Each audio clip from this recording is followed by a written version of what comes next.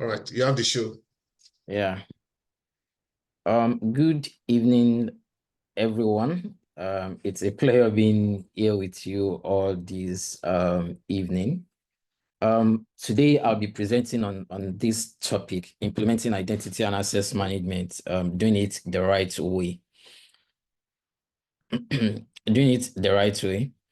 And I'll be copying everything we currently have on the screen, the table of content. We have an introduction, the relationship, productivity and security in relation to identity and access management. We'll talk about the security and real issues, today's attack and the lessons learned, doing identity governance and not just disabling accounts, just the way most organizations do. And lastly, I'll talk about doing identity governance and then how can you measure how effective your identity governance project is. And if there is any question, I'll be happy to take those. So a bit of a background about me. My name is Ayokumi Ogundapo, and I currently consult as an identity and access management consultant with IAM Experts. And IAM Experts is a federation of identity and access management professional all around the world, currently with over 150 professionals, all focused on identity governance, basically. And a bit of my background, I transit into security role from a core IT role. So I think that actually give me a plus. It makes me understand the lingo and also being able to actually understand what the challenges might be for a lot of the IT professionals that maybe security, that give a excuse sometimes not to want to do security the right way, or always have a concern about the muffling, that they always have concern about when identity governance projects is being implemented in most organizations. But as IT professionals, basically, the first thing I really want to say is nobody really wants to be responsible for that application that gets breached, or nobody really wants to be the one that implemented a solution that has a vulnerability that expose an organization, basically. So security is everyone's business, and the core of security remains the identity security, basically. For a lot of organizations, or maybe a lot of incidents that we see recently, where maybe an organization IT system is breached, you always find out that at the heart of that is a credential being exposed. And that is why identity governance is very core to security. And it's actually the fabric that holds security and every other security initiative together. So identity is the core fabric of security. The question of who is assessing what, which is the confidentiality, who is changing what, the integrity, and what is being assessed by who. Most time when we talk about security, they always tell you that security is there. Cybersecurity is there to achieve three objectives: to ensure the confidentiality of information, ensuring that only people that need access is accessing it, and identity governance actually ensures that access is granted only to people who need that access, ensuring that IT systems and data are free from unintended or malicious change or manipulation integrity. So identity governance also ensure that people have just enough access to do what they need to do. People should not have access to do more than what their job profile actually requires for them to have. And the third pillar of security is the availability. The system should always be available as at when it needs to be. It should always be available. Whenever it is needed, it should be there. So identity governance also answer that of data and IT system being accessed by who. So if an IT system is not accessible to someone that shouldn't have access to it, basically, you can't really say the system is not available.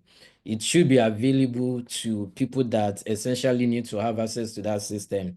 And we can see how identity governance actually upholds the pillar of security. But most time when we come to, oh, we're granting access to someone or someone need access to certain things, a lot of time we tend to think in terms of maybe human, the users. But there can be many, many types of identity. The way you have human identities, you can also have the non-human identities.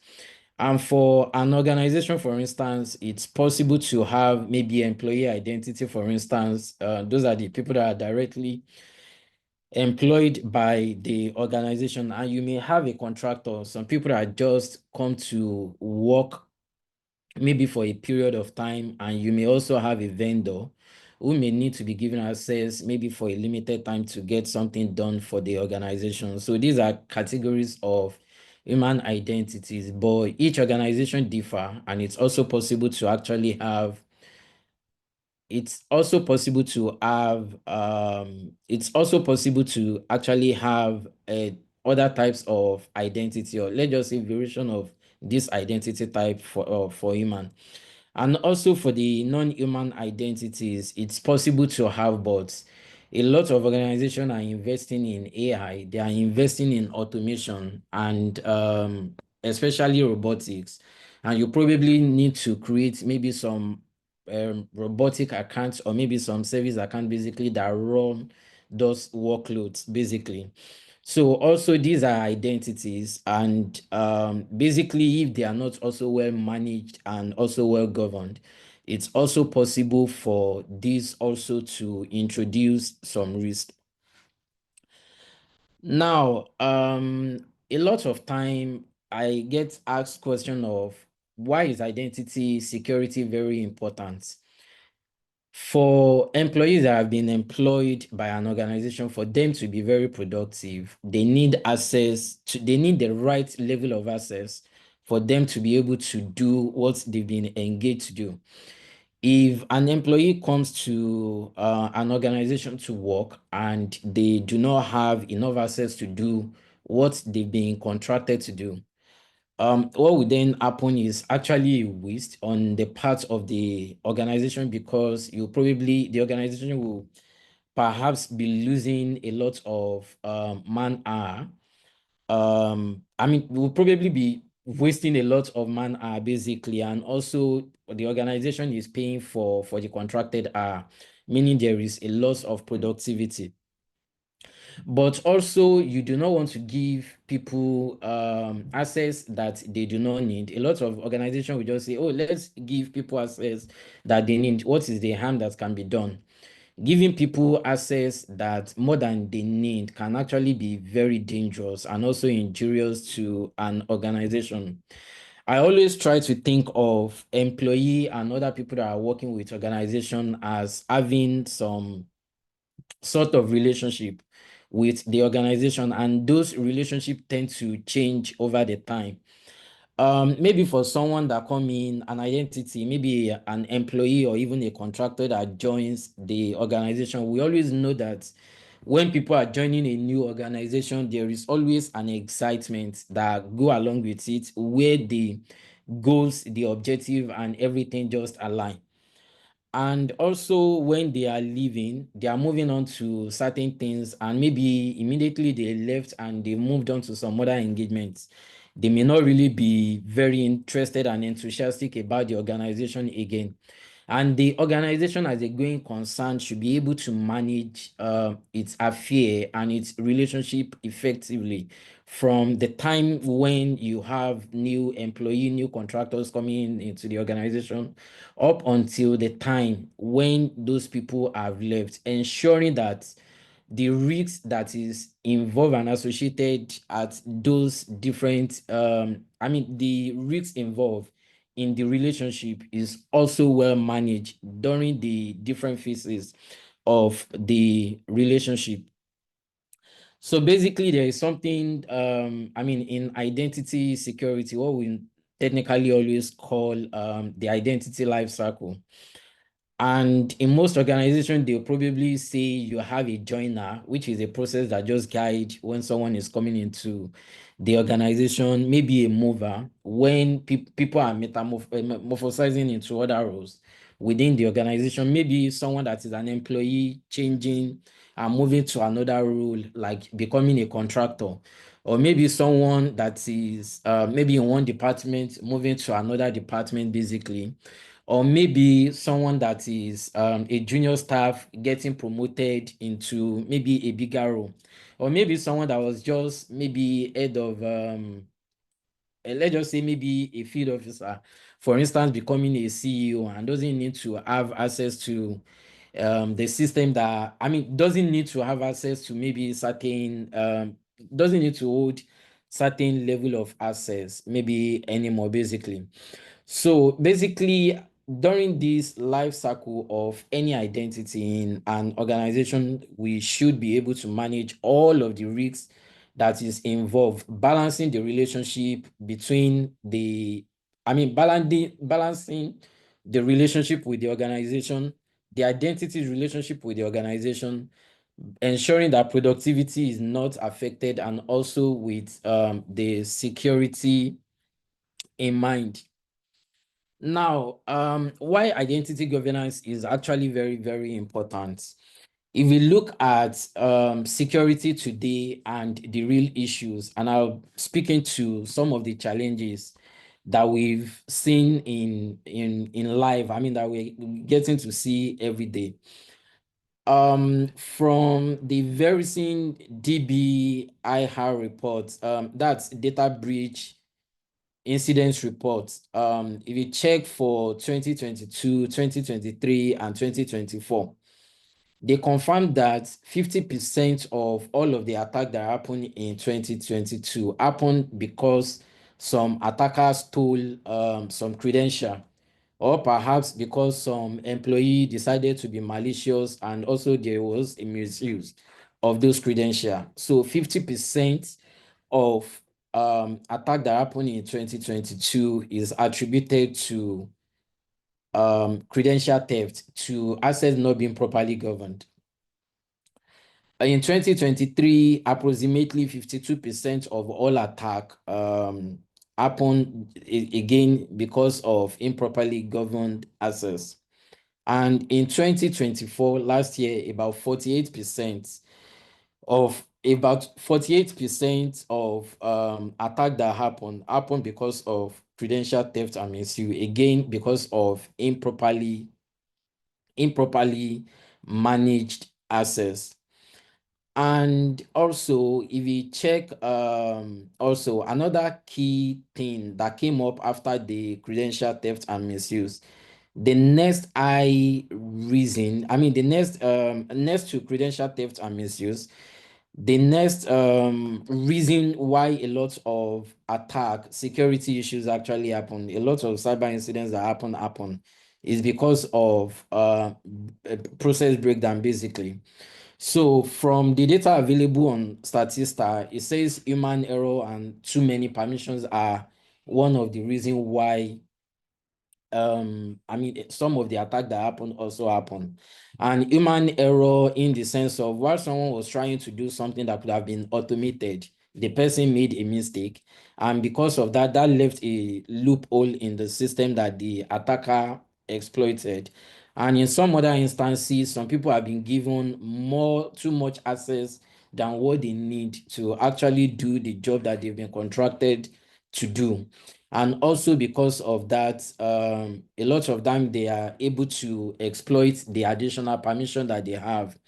For instance, maybe someone has left a department like a department like finance to move into marketing, and then the access that the person had previously in finance was not revoked. It's very easy for such a person to probably leverage on the standing access to finance system, and then be using that to actually to probably extract information that the person should no longer have access to because of the change in job role. And there are other instances where maybe by way of mistake, credential get leaked, and also because the credential that is exposed has too much access than they need. You can also see that the risk is also increased, and that is basically one of the reasons why access needs to be effectively managed, ensuring that if people don't have access to more than what they basically need, the risks associated with that credential is just what what their credential actually allow them access to. But in a situation when they've been given too much permission, also the risk is also increased. And the third point, the third reason why we see a lot of the third reason from the incidents that has been reported why we have security, why some of the security issues that happen was because of the crisis of priority. Like I was mentioning earlier, that when things, human error, and also the fact that a lot of things that can be automated are being, they are being done manually, and that's also leaving room for loopholes. So there are times also when crisis of priority also is responsible for that. Maybe there are times in organization, maybe an organization that has a culture where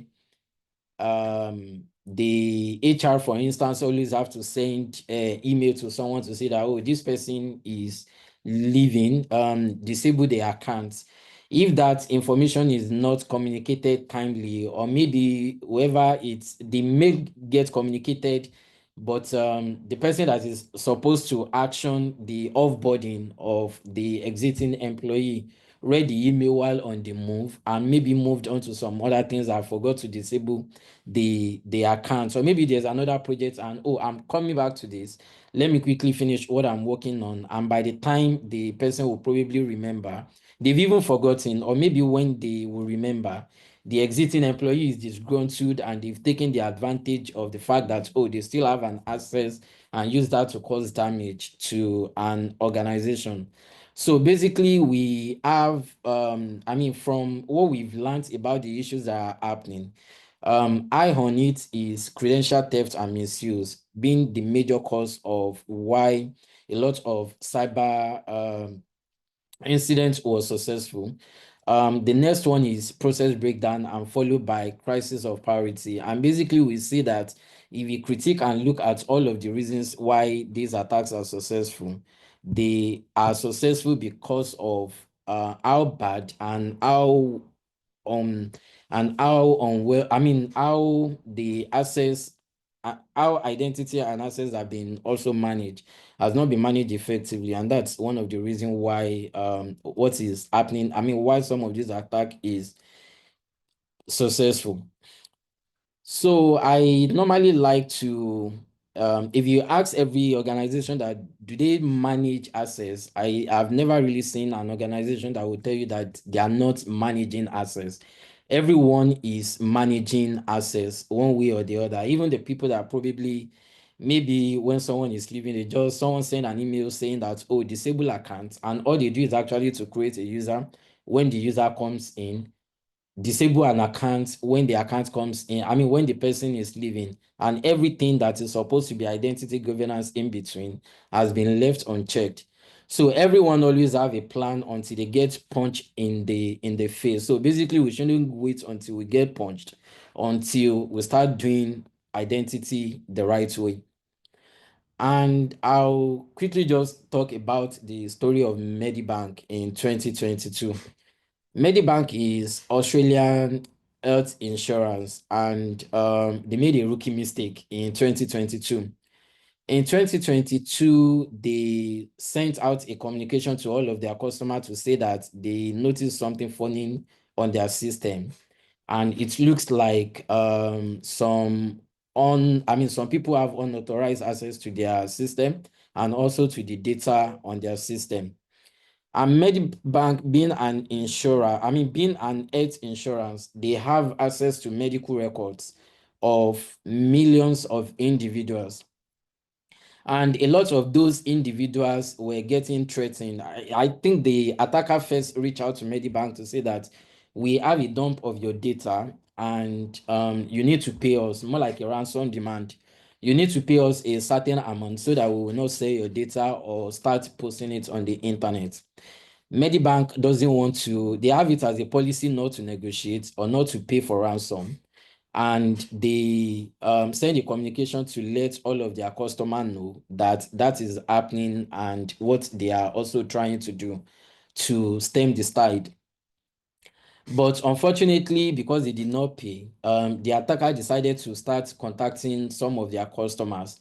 And one of the touching, I think what was touching there, they contacted one of, I think a cancer victim, basically. And one of the information they decided to share and to dump on the internet was a naked picture. I've forgotten what they technically call it in medicine, but the patient had the patient, there was an image of the patient where I think the doctor working with the patient was doing some examination, and then they took some naked picture of they took the naked picture of their patient, and the attacker actually leaked that on the internet. And now imagine the psychological effect of that on someone that is already fighting cancer, also having to deal with an attacker who turned a bully, spreading their information on the internet. It was really, really messy for Medibank at that time. And also, the impact is not just on Medibank, it actually affects even patients, people that have medical record, whose medical record were exposed in the incidents.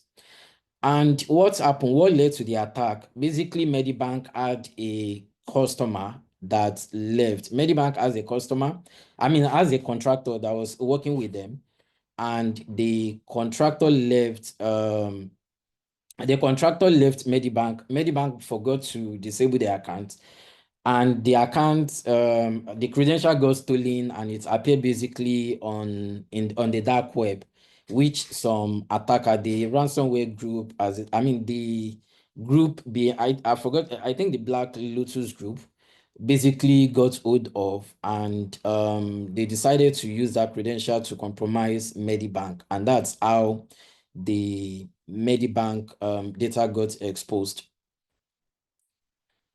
So if Medibank make this mistake, which is common to most other organizations, what should we be doing? Doing the identity governance and not just disabling the account. A lot of time for you to be able to benchmark or to know how well and how great you are doing, you need to have some sort of system that you can benchmark yourself with. You need to have some sort of system that you can benchmark yourself with. For identity governance, there is no defined way of actually managing or monitoring maybe how well you are doing. The only framework I always recommend, which I think it's also what Gartner use, is to use the CMMI Maturity Model. And the CMMI Maturity Model has some level. You have level 1 to level 5. Level 1 being initial, an ad-hoc process with little awareness of value. A lot of time, organizations just approach, organizations really don't, they just approach identity and access management with just with an initial effort. They really do not see the business value and it being a very good tool to actually manage their cyber risks, and to manage their cyber risk. The next level is the level 2, where it is managed. In this level, you have certain business drivers identified, like, oh, let's do it the right way. People need to have sufficient access that they need. If they are not in a particular role, the access they previously owed need to be removed, just to ensure that there is nothing like an access creep. And when they leave the organization, the access need to be disabled, just to ensure that they do not have access to systems and information that they no longer need to have access to. and to ensure that even if they try to compromise the organization after they have left, it's impossible. So basically, they understand the business drivers and the values of doing identity governance the right way, but only with a tactical priority set with informal rules and processes. And in organization that you have at this level, you probably have in that organization when someone is leaving, HR or maybe the manager of the exiting employee can send email to multiple teams telling them that, oh, so person who is no longer going to be in the employment, can you disable access? Can you disable access? Can you disable access? And then you have multiple different teams or different individuals being responsible for disabling the access. So basically just have I mean, in level 2, which is managed, there is an appreciation and awareness of why identity governance should be done the right way, but just only with tactical priority sets with informal rules and processes. There are no defined rules and there are no defined processes to manage identity governance effectively. Or possibly, let's just say that there is no clear-cut strategy to manage identity effectively. And that takes us to level 3. In level 3, where you have the identity strategy actually defined, where you have the identity strategy actually defined. And in level 3, you have the I am vision and strategy defined and aligned with business formal processes and governance established. So in level 3, at the level of managed, it is not only that there is a vision for identity and access management, but it's also driving business process, and you have formal processes, and also you have governance achieved. We know that governance is there really just to direct the affairs and ensuring that the set objectives are achieved. Basically, there is a vision for identity, why it needs to be done. There is a strategy to actually drive the vision. And also there are formal processes that identity and access management actually supports, and that is also being governed, basically. And at maturity level 4, we have quantitatively managed. Beyond having a vision, having a strategy, and having formal processes and also the governance established, you really want to refine the risk and harm architecture at maturity level 4, meaning that you have an architecture for driving identity and access management processes. In terms of a structure within an organization, you have a structure within the organization that cater for identity and access management across board and as an oversight. You have all of the processes that are well integrated into the all other business processes. And basically, you also have all of as part of the architecture as well, you have a tool you have an automation or maybe a tool basically that is driving all of the identity related processes. And at level 5, and also at level 4, you are taking metrics. And at level 5, basically, you are using the metrics you are taking from 4 to drive continuous improvements. So in processes where you just have just a little awareness and when it is done haphazardly, at level 1, level 2, level 3, identity management at this level have a lot of risks that needs to be managed. And most organizations should find themselves at level 4 at the minimum for them to actually do identity governance the right way. Now, so basically, if you really want to measure yourself and how well you are doing with identity and access governance, the first question that a lot of people may want to ask is, how do I measure, or what exactly am I measuring? So there are 6 key pillars for identity and access management. And I think the first one over there is always the business value, which I have as the last. So I'm starting from the from the bottom and then I'll move to the top. is the business value. Identity governance should drive a value. How and to what degree does IAM contribute to security efficiency, the security effectiveness, and also being a business enablement, direct business value? If IAM does not provide, and to be honest, the most value that the business value that IAM bring actually is managing the risk involved with the relationship in the organization and also the access that people hold. The access that people hold, basically.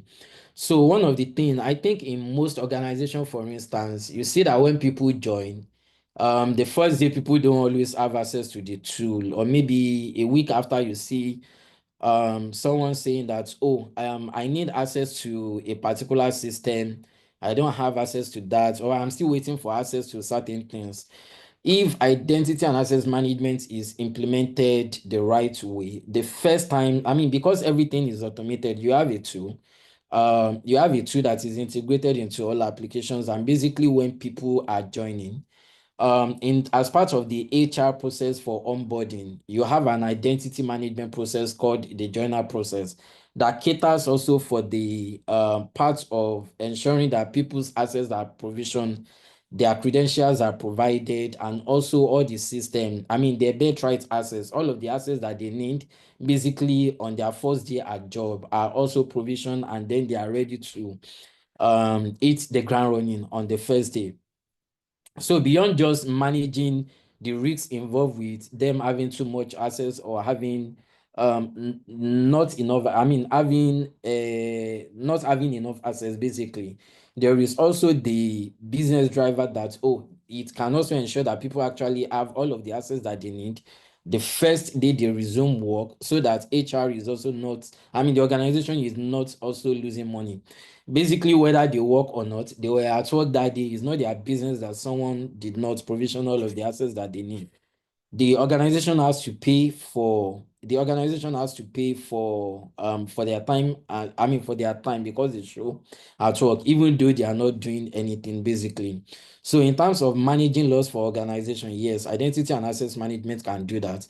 Not just only manage risk and compliance, basically, but also ensuring that people are productive as much as possible.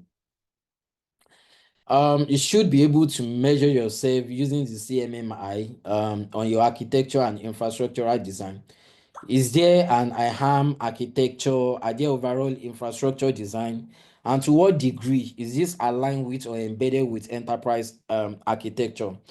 I always say that the same way you would probably, I mean, it's not always efficient. What you want to drive with identity and access management is actually effective and efficient identity governance.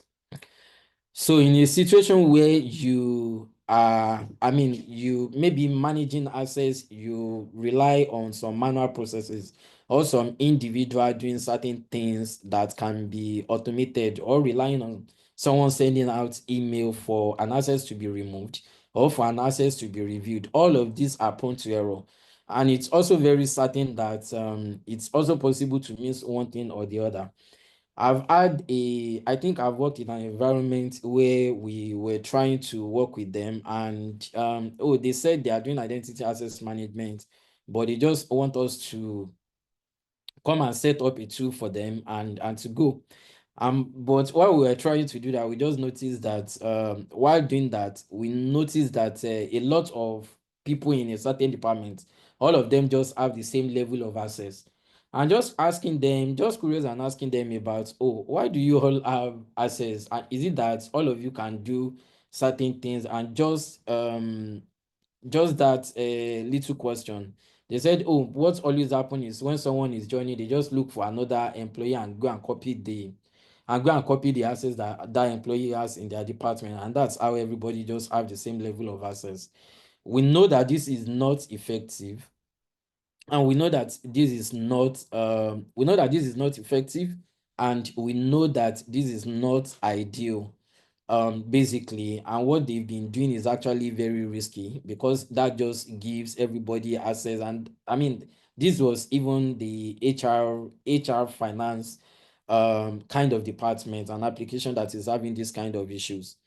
So basically, IAM architecture should be paramount to your identity and access management process. And you should have a centralized IAM system that is actually integrated into all of your critical systems, or into all of your critical systems, and it should be integrated into all of your critical systems and also applications, and should be able to manage them. And also, do you have processes defined? Are they formalized? Are there integrations and organization alignment and so on of their hand processes? Like I mentioned, when people come into an organization or are recruited into an organization, what you are establishing is a relationship, and that relationship tends to change states over time. So when people come into the organization, you have something that they call a joiner process. So which is a key, processes are very key to identity governance. And joiner process just take care of all of those activities around their access, around credentials, and everything in between that employee will have need of when they are joining an organization. After the access, you probably have something like a mover access, which just undo all of those various activities and tasks that happen when employee are changing roles, or maybe they are moving into another role, changing a department, or maybe even changing from being a contractor to employee, or maybe from an employee to contractor. Basically, you all agree with me that the access for a lot of organization, there are information you probably want all of your employee to have, you don't want contractor to have. And even if you are granting access to a system, to a contractor, the same level of confidence and trust you have in your employee is not the same level of confidence and trust that you may technically have with a contractor. And this is one of the reasons why process formalization is actually very important, just to ensure that all of the risks involved when each of these activity, or when employee are metamorphosizing within an organization, or transiting from or changing states in their relationship with the organization, that all of the risks involved are effectively looked into and also effectively managed.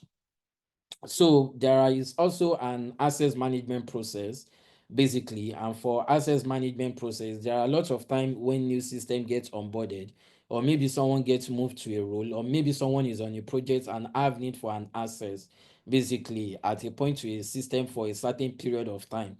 So there is a need for you to also have what is called an access request process, a structured request process, which is also auditable.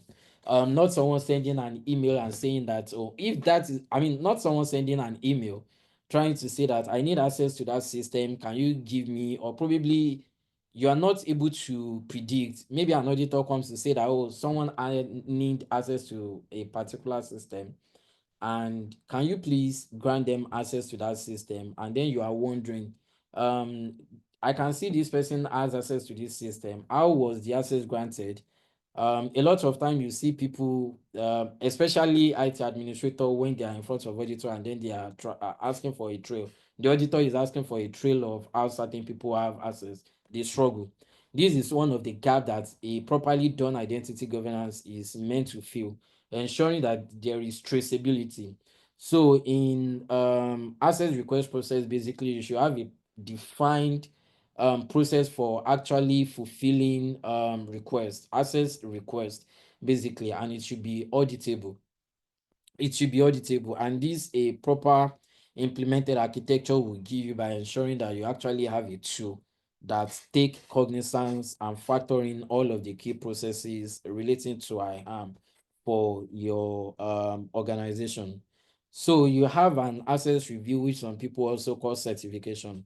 So what happen is, a lot of times people move from role to role, or people work on a project, and because of their need at that time, they were given access to some system. But over time, you just discover that they don't need access to those systems again. But everybody has forgotten about that access.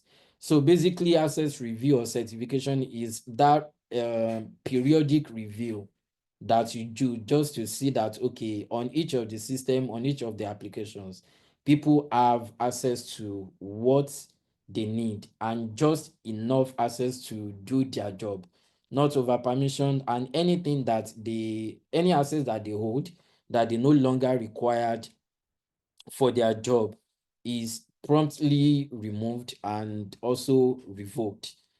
And you also have a lever process, basically, where you disable account. I think that's what a lot of people normally do.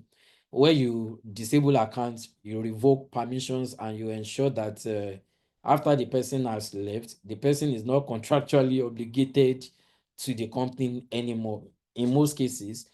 And you just want to be ensured that, oh, there is no risk coming from the asset the person previously owed, ensuring that that is also well managed. And you should also have a process for what I call the privilege access management. A lot of time, and if you look at it, when attackers actually go into an organization or they target an organization, they are not usually interested in the credential of someone that doesn't have access to maybe critical infrastructure.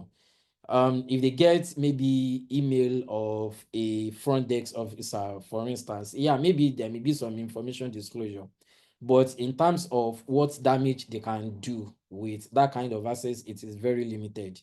So attacker always find the easiest path until they are able to actually gain the key to the kingdom, which is usually the high privilege access or high privilege credential within the organization. And basically, for each organization, you should be able to look at what access or what credential is actually very sensitive to that organization and critical to that organization, and if breached or compromised can actually harm the organization. So such credentials should be well managed and probably also kept in a safe, or maybe, yeah, kept in a safe somewhere, which is also, which is always called a vault. It should be vaulted away. You should have a record of who is doing it and possibly also record how it is used. Basically, yeah. So privilege access management is one of those processes that organizations also need to get right. And then governance. For a lot of time in an organization, you probably, if you really want to drive a change, you probably go and find a sponsor somewhere within the hierarchy that can, that can be a voice to drive the program within the organization. So if the IHAM does not have a sponsor, does not have someone maybe at the executive level responsible for it and driving it, we can always be sure that it's going to die on arrival. And having an executive sponsor for IHAM process is also very, very crucial, because IHAM cannot, just sit in silos. I've talked about the process where someone is joining an organization where you have a journal process in IHAM, and that has to be embedded into HR process for onboarding. So if at the executive level, you don't have someone that can actually navigate and ensure that IHAM is actually infused into all of the other organization processes that that IHAM need to work with to be effective, it might be difficult. And that's why it's always very, very good, and always very, very, it's always very good to have an executive sponsor or someone with an oversight on IHAM governance within the executive team. And next to that is the organization. Like I said, just like I mentioned earlier when I was speaking about the maturity level, the CMMI model for measuring identity and access governance. At level 4, I said you are refining your processes, you are also collecting data. And in 5, you are using those data to actually improve on all of the identity governance processes. So basically, at this organization level, one thing that it should be key and very obvious from being at level 4 and level 5 is actually the fact that you're probably going to be having a lot of projects. for IAM, where you are looking at you are measuring the performance of IAM, and for the gaps that have been identified, you are using the data available to actually improve on it.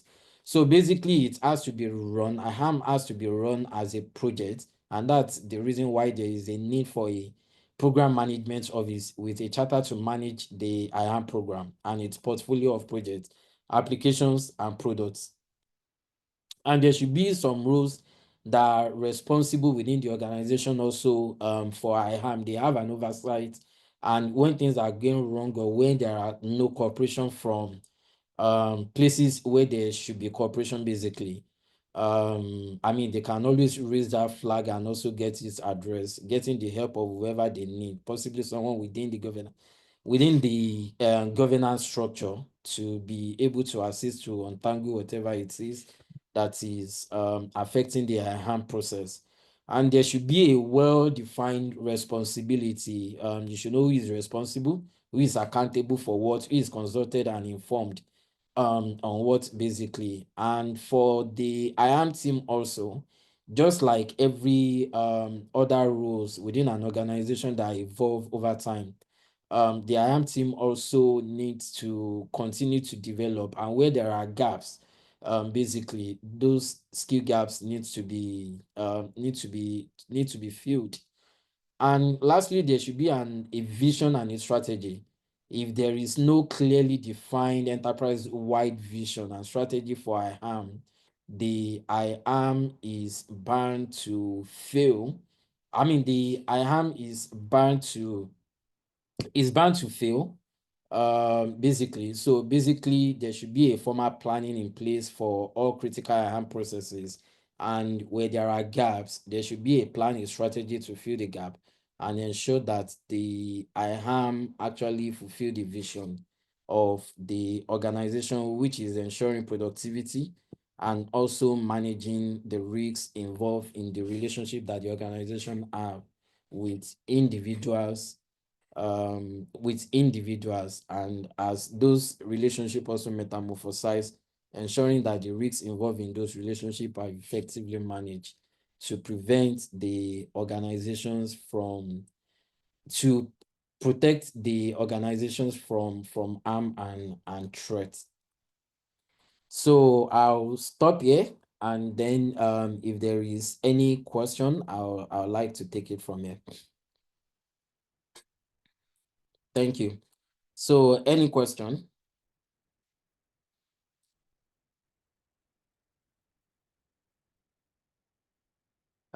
If anyone has a question, you can just unmute to ask the question. Hello, thank you, Ayokumi, for the IAM. In fact, I would say it's so insightful because I've actually been looking into going into IAM fully. Okay. So, but in cybersecurity, there are so many learning parts because you're just confused at a point, even though you have some certifications, but you can't still like, what do I want to? But I know fully well I wanted to do IAM.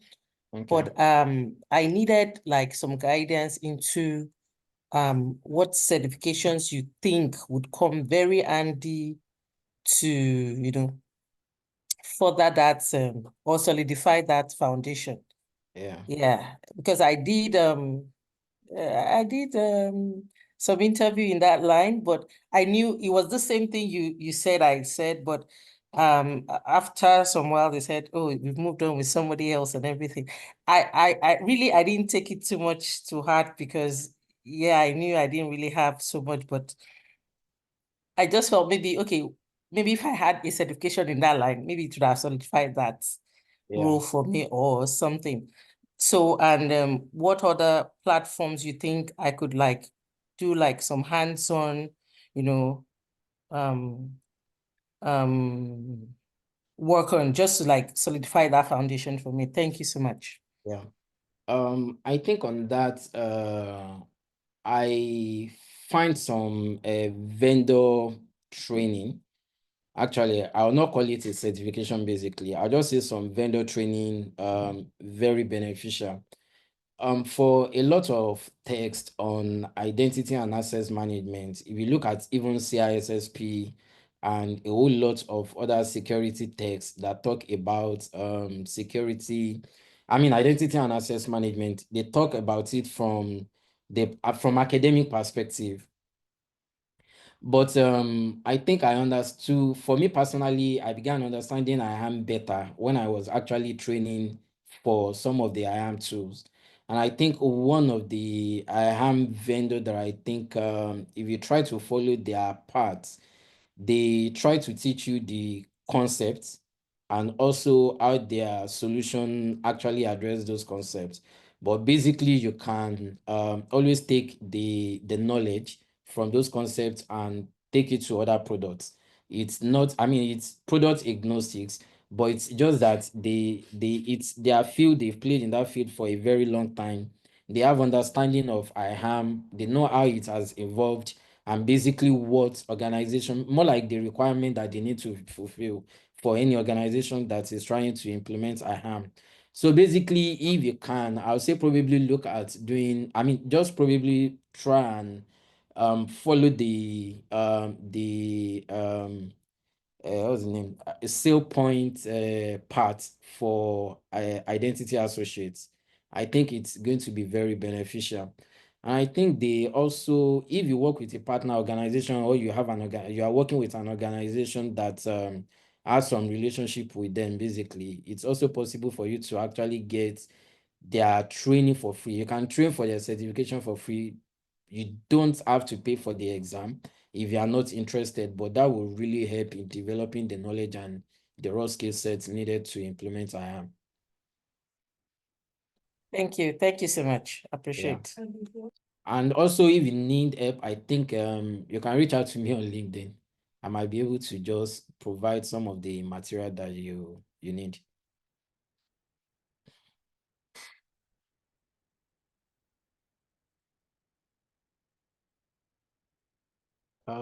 Any other question? Hi, Ayokumi. Yeah.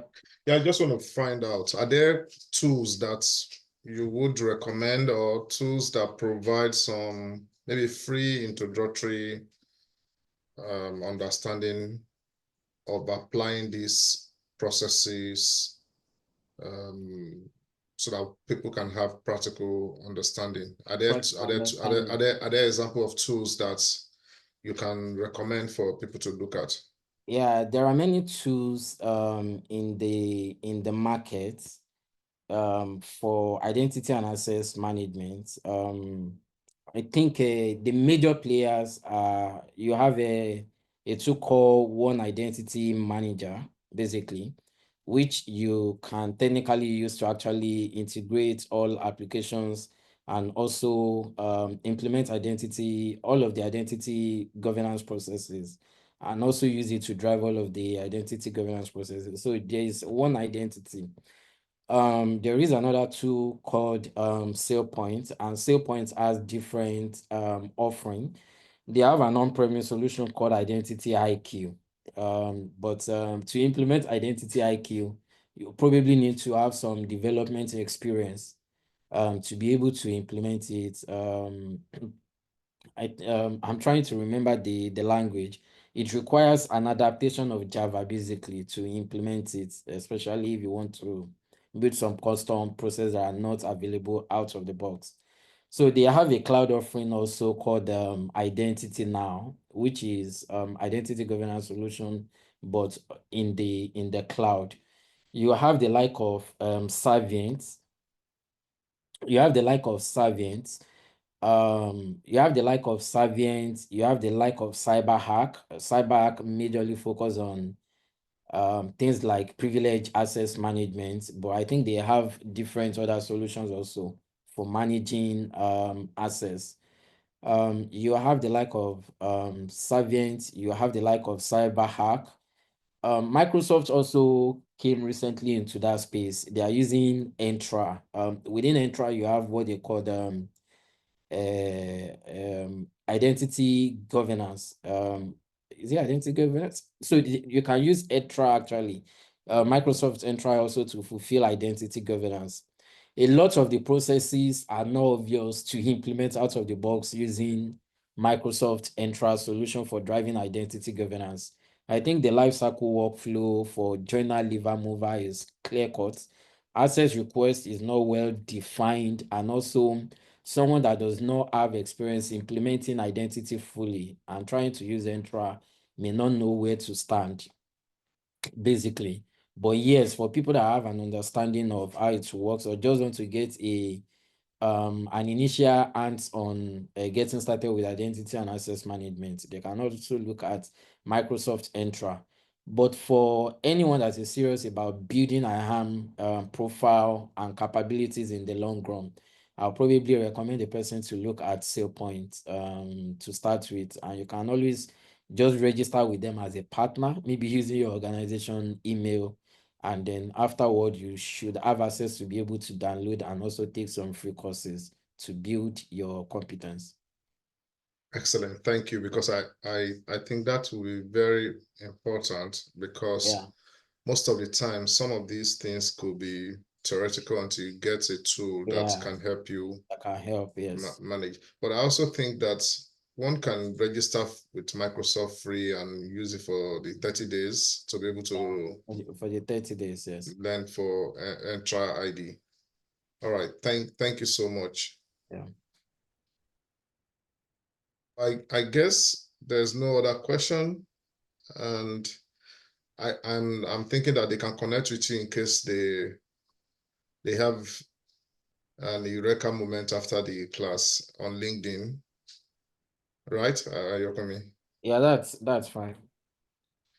All right, I think we are good to go, and I would just stop recording, and this session will be uploaded on our YouTube page, so you can catch up with it maybe for a recap. And thank you, Ayokumi, and I like this idea of the CMMI model that you introduced into the picture, where you can actually check your maturity. Yeah, I have a question. Now, I know that you mentioned business value, but is there a cost implication to improper is improper now? Is there a cost implication to if someone leaves the organization and that account is not disabled, or they didn't apply the proper IAM to it? Is there a cost implication from the perspective of license? Thank you. There is there are so in terms of license, there is a cost implication, obviously. And that's for some systems, maybe for some systems, organization just buy them once, the license is paid, and they may not even be the cost may not really be significant, but I'll probably want to look at the perspective of risk associated with not actually disabling those accounts. So for organizations that are using maybe cloud services, for instance, it's obvious that when employees leave and they are not disabling the accounts at the right time, they'll probably have a bloated license and be paying for licenses that they should not be paying for people that are not working for them, basically. That's a loss of revenue for the organization. But I always want to approach the benefits of employees as left, the assets has not been disabled, from the perspective of the risk involved. Now, for the case of Medibanks carved out millions of Canadian dollars in restitution, actually, for some of the people who are impacted by the cyber attack that I just spoke about. And basically what happened, someone left, their account was not disabled, the account surfaced on the internet, maybe even the contractor was the one that sold the account. Nobody really knew. But again, he had no obligation to them after he has left. They should have taken off his assets. And he can also as well claim that he's no longer using the account. Someone else may have used it. And since he left, he can't really answer for anything. He's not so sure. So how much did they lose in the end? Millions, basically, just because someone forgot to actually disable an account of a contractor that worked with them and has left, basically. Yeah, so there is cost implication in terms of license, but even much more, and even much more than that cost, basically, is actually the risk of not doing it properly.